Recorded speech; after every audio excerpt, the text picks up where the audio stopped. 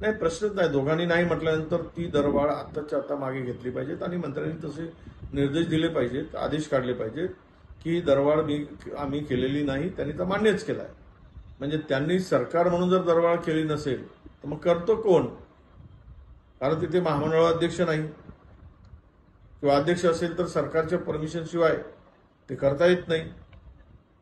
म्हणून मला स्पष्ट आमची भूमिका आहे की आता ती मंत्र्यांनी नाही म्हटलंय, उपमुख्यमंत्री नाही म्हणतायत, त्यामुळे आता ही दरवाढ त्वरित मागे घेण्याचा आदेश काढावा आणि गरिबांच्या जी जीवनवाहिनी आहे, सामान्य माणसाची, मध्यमवर्गीय, गरीब, मजूर, कामगार, या सगळ्यांना दिलासा द्यावा. नेमका या खात्याचं वाली कोण आणि खातं कोण चालवतं? उपमुख्यमंत्र्यांना माहित नाही, मंत्र्यांना भाडेवाढ माहित नाही, मग भाडेवाढ केली कोणी? आणि काय म्हणजे मला वाटतं की ही सगळी खाते अधिकारी चालवतात आणि मंत्री घरी बसून आदेश करतात, असा त्याचा अर्थ होतो काय? म्हणजे हा सगळा सरकारमध्ये चाललेला मला वाटतं हा पोरखेळच आहे.